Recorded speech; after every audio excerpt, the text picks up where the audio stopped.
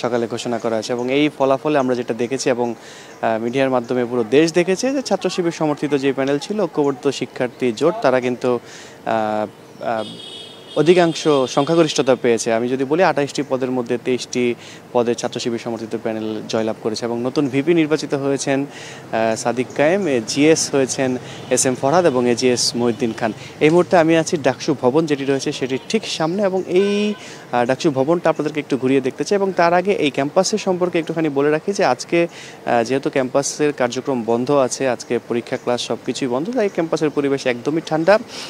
গতকালের যেই ফলাফল ঘোষণা হয়েছে এবং সারা রাত পর এবং আজকে সকাল পর্যন্ত যারা ফলাফলের জন্য অপেক্ষা করেছিলেন তারা তাদের নির্ধারিত হলে ফিরে গেছেন এবং আমরা বেশ কয়েকজন পরাজিত এবং জয়ী প্রার্থীর সঙ্গে কথা বলেছি। তারা বলছেন যে তারা তাদের উপর দিয়ে যেই ধকলটা গেছে সেটা কাটানোর জন্য কিছুক্ষণ বিশ্রাম করবেন এবং তারা বিকেলে বা সন্ধ্যার পর ডাকসুতে আসতে পারেন বা ডাকসু প্রাঙ্গণে মধুর ক্যান্টিনের সামনে আসতে পারেন। তো আমরা আমার পিছনে ডাকসু ভবন, এই ভবনে 2টি ফ্লোর, নিচতলায় রয়েছে ডাকসু সংগ্রহশালা এবং দোতলায় আছে হচ্ছে ভিপি, জিএস, AGS এবং আরও যারা আছেন তাদের রুম এবং সেই সঙ্গে আছে হচ্ছে জুলাই সংগ্রহশালা। আমরা আপনাদেরকে এই ডাকসু ভবনটা একটু ঘুরে দেখাতে চাই এবং সেই সঙ্গে দেখাতে চাই যে নতুন ভিপি, জিএস, AGS এবং আরও যারা আছেন কার্যকরী পরিষদ সদস্য তারা কোথায় বসবেন এবং সেই জায়গাটা আপনাদের দেখাতে চাই। প্রথমে ডাকসু সংগ্রহশালা যেটা আছে সেটাতে আপনাদেরকে নিয়ে আসতে চাই এবং এই ডাকসু সংগ্রহশালাটা কিন্তু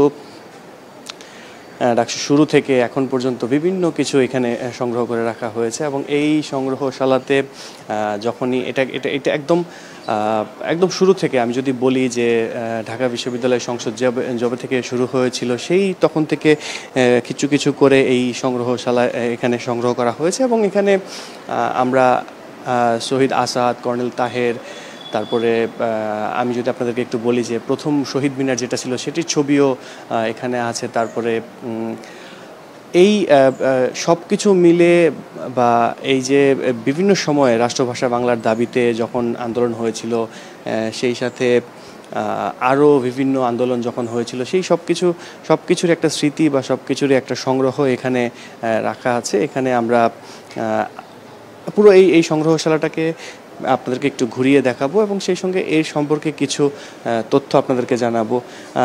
ভাষা সৈনিক রওশন আরা বাচ্চুর ছবি আমরা দেখতে পাচ্ছি, যিনি ভাষা সৈনিক রওশন আরা বাচ্চুর ছবি আমরা দেখতে পাচ্ছি। এই ছবিটি শিল্পী M আজিজের আঁকা বা শিল্পী M আজিজের তৈরি করা এবং সেই সাথে ঢাকা ইউনিভার্সিটি সেন্ট্রাল স্টুডেন্ট ইউনিয়নের এক্সিকিউটিভ কমিটির 1953-54 সালের যে কমিটি ছিল সেই কমিটির ছবি আমরা দেখতে পাচ্ছি। তারপরে তার নিচেই আছে কোড অ্যান্ড কোড দিয়ে দেশ আজ বিশ্ব বেহায়ার খপ্পর, এরকম একটি মৃত্যুর 10 মিনিট পূর্বে কবিতা উৎসবের মঞ্চে পটুয়া কামরুল হাসান এই উক্তিটি করেছিলেন এবং শেষ স্কেচ করেছিলেন, সেটি এখানে সংগ্রহ করা আছে। এবং আমি আপনাদেরকে একটু দেখাতে চাই যে সবার আসলে ডাকসু সংগ্রহশালায় আসলে সবার নজর যেখানটায় থাকে, অর্থাৎ ডাকসুতে, ঢাকা বিশ্ববিদ্যালয় কেন্দ্রীয় ছাত্রছাত্রী সংসদ ডাকসুতে এখন পর্যন্ত যারা দায়িত্ব পালন করেছেন, AGS পদে যারা দায়িত্ব পালন করেছেন তাদের নামের যেই তালিকাটা আপনারা দেখতে পাচ্ছেন, এখানে 1924-25 সেশনে সাধারণ সম্পাদক পদে দায়িত্ব পালন করেছেন যোগেন্দ্রনাথ সেনগুপ্ত। 25-26 সেশনে সহসভাপতি ছিলেন মমতাজ উদ্দিন, একে সাধারণ সম্পাদক ছিলেন AK মুখার্জি, AV রুদ্র ভারপ্রাপ্ত। এরকম করে সবশেষ 1992-93 সাল পর্যন্ত এইখানে এই বোর্ডটাতে টাঙানো আছে। তবে এইখানে আসলে সবার নজর, মানে যারা আসেন তাদের নজর একটা জায়গায় আটকে যায়, সেটি হচ্ছে 1947-48 সালে, অর্থাৎ 1947-48 বছরে ভিপি ছিলেন হচ্ছে অরবিন্দ বোস এবং জিএস ছিলেন গোলাম আজম এবং তার পরের বছর ঠিক 48-49 সালে একই কমিটি, অর্থাৎ অরবিন্দ বোস ভিপি ছিলেন এবং তারপরে গোলাম আজম এবং গোলাম আজম জিএস ছিলেন এবং জামান খান ভারপ্রাপ্ত জিএস ছিলেন। এছাড়া আরও যদি আমরা আপনাদেরকে একটু জানাই যে এখানে আসম আব্দুর রবের নাম লেখা আছে, তিনি 1970-71 সালে ভিপি ছিলেন এবং তার জিএস ছিলেন আব্দুল কুদ্দুস মাখন। মুজাহিদুল ইসলাম সেলিম 1972-73 সালে এখানে ভিপি ছিলেন, এবং সবশেষ আমানুল্লাহ আমান 1990-91 সালে ভিপি ছিলেন, এবং তার জিএস ছিলেন খায়রুল কবির খোকন। এই যে এই ভিপি জিএসের যে তালিকাটা, সেই তালিকার দিকে কিন্তু যারা আসেন তারা অনেকেই এই তালিকাটা দেখেন, এবং এই তালিকাটা দেখে কিন্তু তারা একটা ধারণা নেওয়ার চেষ্টা করেন যে কারা কারা এখানে ছিলেন, বা এই ডাকসুর সংসদের দায়িত্বে কারা ছিলেন। আমরা মহান ভাষা আন্দোলনের ঐতিহাসিক আম গাছ, যেই আম চত্বর থেকে ভাষা আন্দোলন শুরু হয়েছিল, আমতলা থেকে, যে বলা হয় যে আমতলা থেকে শহীদ মিনার, ঢাকা বিশ্ববিদ্যালয়ের সেই ঢাকা মেডিকেল কলেজের সেই আমতলাটা আপনাদেরকে দেখাচ্ছি। এই আম গাছ এখানে সংরক্ষণ করা আছে, এবং এই সংগ্রহশালাতে কিন্তু বিভিন্ন জাতীয় কবি কাজী নজরুল ইসলামের ছবি থেকে শুরু করে মহান মুক্তিযুদ্ধের ছবি, এবং তার সাথে সাথে যারা ডাকসুতে ভিপি এবং জিএস ছিলেন তাদের ছবিও রাখা আছে। সব কিছু মিলে এইটা একটা পরিপূর্ণ সংগ্রহশালা বলা যেতে পারে। আমরা আপনাদেরকে একটু এবার উপরে নিয়ে যেতে চাই। ডাকসুর এই যে ভবন, সেই ভবনের দোতলায়, এখানে দোতলাতে যেখানে নবনির্বাচিত ভিপি এবং জিএস প্রার্থীরা যেখানে বসবেন সেই জায়গাটা আপনাদেরকে দেখাতে চাই। তবে তার আগে বলতে চাই যে ঢাকা বিশ্ববিদ্যালয়ে কেন্দ্রীয় ছাত্র সংসদ ও হল সংসদ নির্বাচন 2025-এ কিন্তু 28টি পদের মধ্যে 23টি পদেই জয়লাভ করেছে বাংলাদেশ ইসলামী ছাত্র শিবির সমর্থিত প্যানেল ঐক্যবদ্ধ শিক্ষার্থী জোট, এবং এই প্যানেলের ভিপি পদে আছেন হচ্ছে সাদিক কায়েম। তিনি তার অপোজিশন প্রার্থী ছাত্রদল মনোনীত আবিদুল ইসলাম খান, তাকে কিন্তু পিপুল ভোটের ব্যবধানে হারিয়েছেন। এবং আমি যদি আপনাদেরকে একটু বলি যে ঐক্যবদ্ধ শিক্ষার্থী জোট থেকে যেসব সম্পাদক নির্বাচিত হয়েছেন, যে ভিপি পদে আবু সাদিক কায়েম, জিএস পদে SM ফরহাদ, এবং এজিএস মহিউদ্দিন খান, মুক্তিযুদ্ধ ও গণতান্ত্রিক আন্দোলন বিষয়ক সম্পাদক ফাতিমা তাসনিম জুমা, বিজ্ঞান ও প্রযুক্তি বিষয়ক সম্পাদক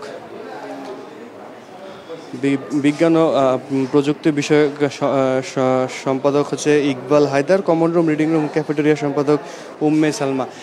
আমি ঠিক দোতলায় আছি, এবং আমার এই যে আমার হাতের ডান পাশে যেই রুমটি আপনারা দেখতে পাচ্ছেন, এই রুমটি কিন্তু ডাকসুর যেই ভিপি তার জন্য রাখা আছে, এবং আগে যারা ভিপি ছিলেন সেই ভিপিটা কিন্তু এখানেই বসেছেন। আমরা দেখতে পাচ্ছি যে এই রুমটিকে তৈরি করা হচ্ছে, এবং এই রুমে কিন্তু আমি সকালে এসে যেমনটা দেখেছি যে এই চেয়ার ভিপির জন্য রাখা চেয়ার, এবং এই রুমটি তৈরি করা হচ্ছে, এবং এই রুমে শপথ নেওয়ার পরপরই আসবেন ডাকসু ভিপি পদে জয়ী সাদিক কায়েম।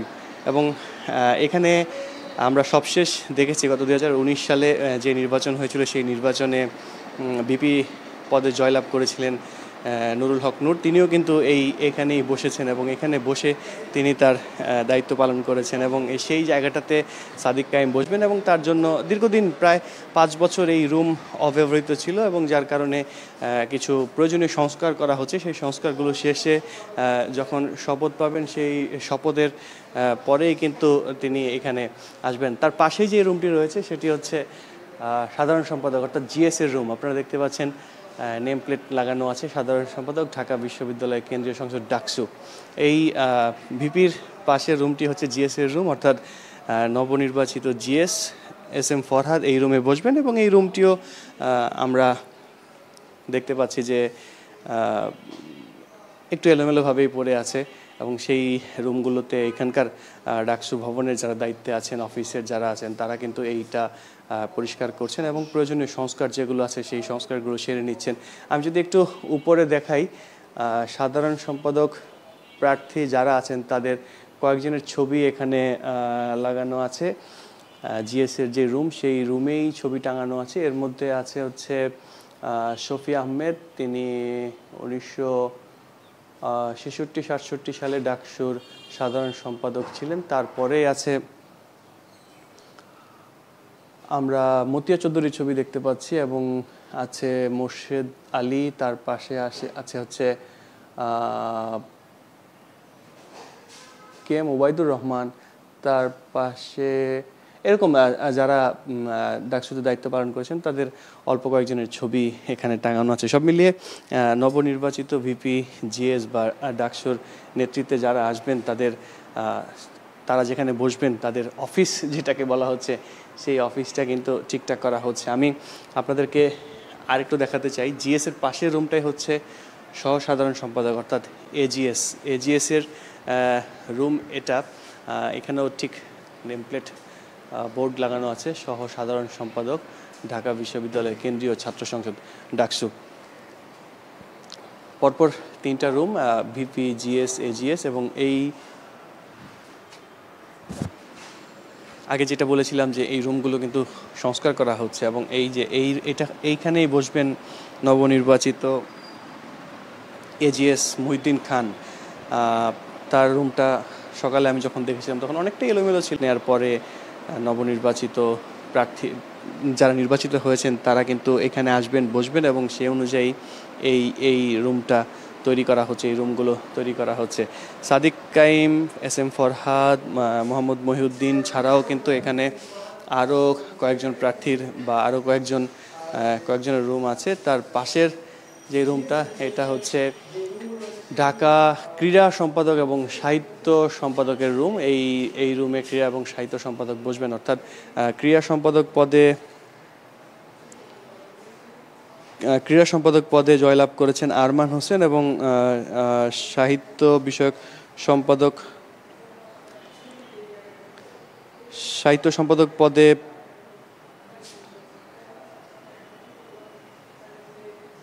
সাহিত্য সাংস্কৃতিক সম্পাদক পদে ছাত্র শিবিরের প্যানেল থেকে না, তিনি স্বতন্ত্রভাবে নির্বাচন করেছেন মুসাদ্দেক আলী ইবনে মোহাম্মদ। তিনি জুলাই যোদ্ধা ছিলেন এবং তিনিও জুলাই আন্দোলনে বেশ বড় ভূমিকা রেখেছেন এবং সেই ভূমিকার কারণে এবার তিনি নির্বাচনে জয়লাভ করেছেন বলে যারা সাধারণ শিক্ষার্থী আছে তারা আমাদেরকে জানিয়েছেন।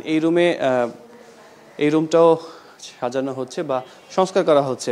তো সব মিলিয়ে এই যে অবস্থা, সেই অবস্থা কিন্তু নতুন যারা কমিটি এসেছে সেই কমিটিকে বসার জায়গা করে দেওয়ার জন্য এবং নতুন কমিটিতে যারা দায়িত্ব পেয়েছেন তারাও এই রুমে আসবেন এবং তার পাশেই যেই রুমটি আছে আমরা আপনাদেরকে একটু দেখাতে চাই। এখানে বেশ কয়েকটি ডেস্ক আছে, সেখানে স্বাধীনতা সংগ্রাম মুক্তিযোদ্ধা বিষয়ক সম্পাদক পদে যিনি পাশ করেছেন তিনি এখানে বসবেন। তার পাশে হচ্ছে আন্তর্জাতিক বিষয়ক সম্পাদক এবং সবশেষ বিজ্ঞান ও প্রযুক্তি বিষয়ক সম্পাদক। আমি যদি আপনাদেরকে একটু বলি যে বিজ্ঞান ও প্রযুক্তি বিষয়ক সম্পাদক পদে ছাত্র শিবির সমর্থিত প্যানেল থেকে জয়লাভ করেছেন ইকবাল হায়দার এবং আন্তর্জাতিক বিষয়ক সম্পাদক পদে জয়লাভ করেছেন খান জসিম এবং সবশেষ স্বাধীনতা সংগ্রাম ও মুক্তিযোদ্ধা বিষয়ক সম্পাদক পদে জয়লাভ করেছেন ফাতিমা তাসনিম জুমা। তো সব মিলিয়ে ডাকসুর এই ভবনের 2য় তলায় যেই রুমগুলো আছে সেগুলো তৈরি হচ্ছে এবং আমরা যেই তথ্যটি জেনেছি সেই তথ্যটি কিন্তু আমরা আপনাদেরকে জানানোর চেষ্টা করছি। এবার আপনাদেরকে এই ডাকসু ভবনের 2য় তলায় থাকা জুলাই স্মৃতি সংগ্রহশালা, এই স্মৃতি সংগ্রহশালাটা একটু ঘুরিয়ে আনতে চাই এবং আপনাদেরকে একটু দেখাতে চাই যে হিস্ট্রি রিকল বা মেমোরি রিকল করাতে চাই। 2024 জুলাইটা আসলে কেমন ছিল তারই একটা ঝলক বা তারই একটা চিত্র আপনাদেরকে দেখাতে চাই। এই ডাকসু জুলাই স্মৃতি সংগ্রহশালার সার্বিক তত্ত্বাবধানে ছিল জুলাই আন্দোলন স্মৃতি সংগ্রহশালা কমিটি, ঢাকা বিশ্ববিদ্যালয়, এবং এখানে চারুকলা অনুষদ, ফটোগ্রাফি সোসাইটি এবং শিল্পী অনুপম হুদা এবং শিল্পী মীর মামুনের সহ আরও অনেকের এই সমন্বয়ে বা সহযোগিতা নিয়ে কিন্তু এই সংগ্রহশালাটি করা হয়েছে। আমরা গ্রাফিতিগুলো দেখতে পাচ্ছি, যেই গ্রাফিতিগুলো আসলে প্রতিবাদের, যেই দেয়ালগুলো আসলে প্রতিবাদের ভাষা হয়ে উঠেছিল এবং দেয়ালে প্রতিবাদের পাশাপাশি আগামীর বার্তা যেটি দেয়া হয়েছিল সেই গ্রাফিতির একটি চিত্র আমরা দেখতে পাচ্ছি এবং তার পাশেই সেই রিকশাওয়ালা যিনি সেলুট করেছিলেন সেই ছবিটা আমরা দেখতে পাচ্ছি। তার পাশে ছাত্র জনতার বিজয় 5 আগস্ট 2024 সোমবার গণভবন, সেদিন গণভবনের যে চিত্র হয়েছিল সেই চিত্র এখানে তুলে ধরা হয়েছে। আমি যদি আপনাদেরকে একটু দেখাতে চাই যে এই জুলাই আন্দোলনে, জুলাই অভ্যুত্থানে একদম 8 থেকে 80 সবাই কিন্তু মাঠে নেমে এসেছিল, এবং তারই একটা চিত্র এখানে। এই যে এই শিশুটির ছবির মাধ্যমে পতাকা উড়াচ্ছে, মাথায় লাগানো জাতীয় পতাকা, লেখা জাতীয় পতাকা এবং তার উপরে লেখা কোটামুক্ত দেশ, এই চিত্রটি কিন্তু বলে দেয় সেদিন আসলে সর্বস্তরের মানুষ যেভাবে স্বতঃস্ফূর্ত অংশগ্রহণ করেছিল সেই কথা মনে করিয়ে দেয়। আমি আপনাদেরকে দেখাতে চাই যে সেই বিজয় মুহূর্ত, 5 আগস্ট 2024-এর সেই বিজয় মুহূর্ত, সে বাংলাদেশ সেনাবাহিনীর সঙ্গে সকলে হ্যান্ডশেক করছে এবং বিজয় ভাগাভাগি করছে, উদযাপন করছে, যখন সবাই জানতে পারলো যে স্বৈরশাসকের অবসান হয়েছে এবং ফ্যাসিস্ট আওয়ামী সরকারের প্রধান শেখ হাসিনা ভারতে পালিয়ে গেছে। এই যে ছবিটা, এটাতে ঢাকার রাস্তায় ছাত্র জনতার যে ঢল, সেই ঢল আমরা দেখতে পাচ্ছি। কিছু স্লোগান এখানে রাখা আছে, মার্চ টু ঢাকা, ছাড়তে হবে ক্ষমতা, ঢাকায় আছো জনতা। 5 আগস্ট কারফিউ অমান্য করে ঢাকায় মিছিলের ডাক দিয়েছিল শিক্ষার্থীরা। এর পাশের দেয়ালেই আমরা সেই কফিন মিছিলের ছবি দেখতে পাচ্ছি, যে এই কফিন মিছিল নিয়ে 5 আগস্টের পরবর্তী সময়, অর্থাৎ গেল বছর ফেসবুকে প্রচুর লেখালেখি হয়েছে এবং এই কফিন মিছিলটা কীভাবে বাস্তবায়ন হয়েছিল সেই কথা লেখা হয়েছে। এবং নৃশংস সেই ছবি, সেই হত্যাযজ্ঞ, যেই ছবি দেখে সাধারণ মানুষ শিহর উঠেছিল, আঁতকে উঠেছিল, চোখের পানি ফেলেছিল, সেই ছবিটাও এখানে স্থান পেয়েছে। এবং রিকশায় শহীদ নাফিসের মরদেহ নিয়ে যাওয়ার যেই ছবি, সেই ছবিটাও এখানে রাখা হয়েছে। সব মিলিয়ে জুলাই আন্দোলনে সবার যে একটা ভূমিকা ছিল, বা জুলাই অভ্যুত্থানে যেই স্মৃতি, সেই স্মৃতিটাকে সংরক্ষণ করার জন্যই কিন্তু এই সংগ্রহশালা। তার পাশে শহীদ মিনারে 9 দফা থেকে 1 দফা, সেই ছবিটাও রাখা হয়েছে। আমরা এখানে জুলাই যোদ্ধাদের দেখতে পাচ্ছি, সম্মুখ সারির যোদ্ধাদের দেখতে পাচ্ছি, এবং এই ঘোষণায় এই সময়টা ছিল আসলে সরকার পতনের 1 দফা দাবির ঘোষণার সময়টা কেন্দ্রীয় শহীদ মিনারে। তার পাশেই এই তো এখানে লেখা 3 আগস্ট 1 দফা, শহীদ মিনার থেকে 1 দফা দাবি ঘোষণা করলো শিক্ষার্থীরা। এই যে ছবি, এবং আমি একটু উপরের ছবিটা দেখাতে চাই, যে ছবিটা আসলে পুরো সোশ্যাল মিডিয়ার মাধ্যমে সারা দেশ এবং কি পৃথিবীর মানুষকে নাড়িয়ে দিয়েছিল, যেই ছবিটা ছাত্রলীগের বর্বর হামলার শিকার হয়েছিলেন শিক্ষার্থীরা, সেই ছবি, এবং তার পাশেই প্রতিরোধ, বুক পেতে দিয়ে প্রতিরোধ, এবং এই পাশে আরেকটা নির্যাতনের ছবি, সেই ছবি আমরা দেখতে পাচ্ছি। এবং সবশেষ আবু সাইদ এবং মুগ্ধর ছবিও আমরা দেখতে পাচ্ছি। পানি লাগবে পানি, বৈষম্য বিরোধী ছাত্র আন্দোলনের অন্যতম নাম, বাংলাদেশ ইউনিভার্সিটি অফ প্রফেশনালসের শিক্ষার্থী ছিলেন মীর মাহফুজুর রহমান মুগ্ধ। আন্দোলনের সময় 18 জুলাই উত্তরের আজমপুরে সংঘর্ষ চলাকালে গুলিবিদ্ধ হয়ে মারা যান তিনি। তার ছবির পাশেই, তার সেই ছবি, যে ছবিটা ভাইরাল হয়েছিল, পানি লাগবে পানি, সেই ছবির পাশেই তার বিবরণ দেয়া আছে। এবং সবশেষ আবু সাইদের সেই বুক পেতে দেওয়ার ছবি, এবং সেই ছবির ক্যাপশন, বুকের ভেতর অনেক ঝড়, বুক পেতেছে গুলিকর। আবু সাইদের বিবরণ লেখা আছে। রংপুর বেগম রোকেয়া বিশ্ববিদ্যালয়ের একজন শিক্ষার্থী ছিলেন। 2024 সালের কোটা সংস্কার আন্দোলনে তিনি একজন সমন্বয়ক ছিলেন। 16 জুলাই আন্দোলন চলাকালে পুলিশের গুলিতে নিহত জুলাই আন্দোলনের প্রথম শহীদ আবু সাইদ। সব মিলিয়ে এই যে সংগ্রহশালা, এই সংগ্রহশালাতে কিন্তু আমরা কিছু ব্যবহৃত জিনিসপত্র, শহীদ যারা আছেন তাদের ব্যবহৃত জিনিসপত্র আমরা দেখতে পাচ্ছি। এবং এখানে দেখতে পাচ্ছি নাফিস শাফিনুল ইসলাম, তিনি ঢাকা বিশ্ববিদ্যালয়ের ছাত্র, ইসলামিক স্টাডিজ বিভাগের, তার ব্যবহৃত চশমা। এবং হামজা ইবনে মাহবুব, তিনি ঢাকা বিশ্ববিদ্যালয়ের ইসলামিক স্টাডিজ বিভাগের শিক্ষার্থী, তার ব্যবহৃত টি শার্ট এখানে স্থান পেয়েছে। এবং সেই শহীদ ওয়াসিমের ব্যবহৃত টি শার্ট এখানে রয়েছে। তো সব মিলিয়ে এই ডাকসু ভবনের দোতলায় ভিপি যিনি আছেন, যিনি বসবেন, তার পাশের রুমটাই হচ্ছে এই সংগ্রহশালা করা হয়েছে।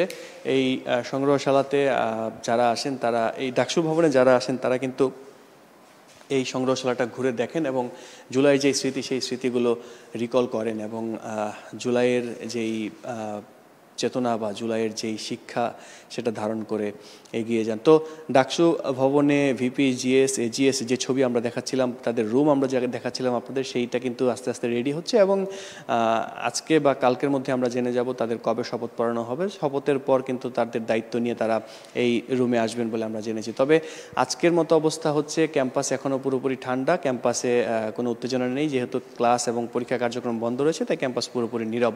এবং জয়ী প্রার্থী যারা আছেন তারাও হলে ফিরে গেছেন, পরাজিত প্রার্থীরাও হলে ফিরে গেছেন। আমরা কয়েকজন প্রার্থীর সঙ্গে কথা বলেছিলাম, তারা জানিয়েছেন যে তারা এতদিনের যে ধকল সেটা কাটিয়ে ওঠার জন্য বিশ্রাম করবেন এবং বিশ্রাম শেষে তারা তাদের মতো করে ডাকসু বা মধুর ক্যান্টিন বা ক্যাম্পাসে আসবেন। তো এই ছিল ঢাকা বিশ্ববিদ্যালয় কেন্দ্রীয় শিক্ষার্থী সংসদ ডাকসু ভবন থেকে আমার কাছে